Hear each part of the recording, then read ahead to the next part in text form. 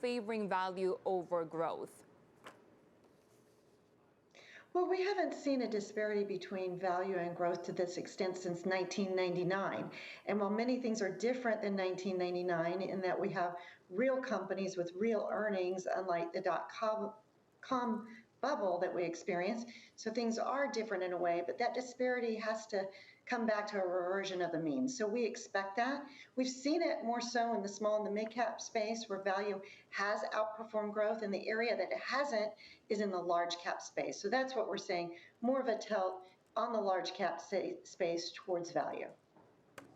We continue to hear these concerns about valuations getting stretched, given that these rebounds and rallies continue to happen despite the fact that we are seeing more volatility. How do you hedge for that? Well, I think hedging is part of it. Definitely having some positions that are hedged is a good idea at this point in the market, especially in that area of the large cap growth. And it doesn't mean that you get rid of all of your names, but whether it's covered calls or looking at other hedging strategies as far as your growth areas or growth names are concerned, and then putting more money to work on the value side just makes sense. Loreen, when you look ahead to next year, what are your biggest concerns and the way that it could impact how markets trade?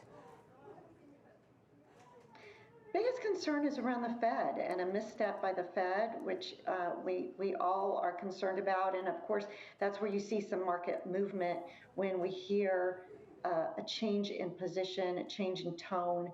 We know that inflation is more sustained, and we do believe that the Fed is going to raise rates faster than the market has priced in. So while tapering the market is expecting, we don't believe the market is fully priced in interest rate increases in 2022, and that's where some surprises could take place for investors.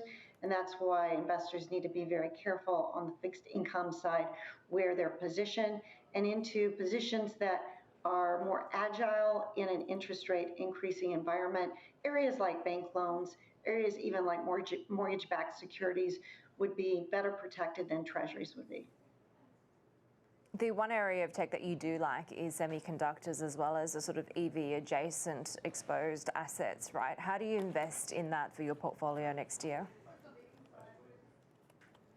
Well, there's a few ways to think about EV, and EV is on the rise. We do see a ramp up, and we do think that the next legislation, the Build Back Better, will include some additional tax credits along the EV route to kind of speed up the process.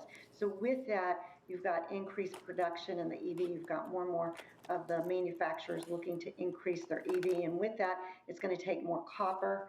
And so investing in a company that might be tied to copper, as well as looking at semiconductors as well, and companies, we have AMD and NVIDIA are the types of companies that investors could be looking at, of course, being mindful of valuations.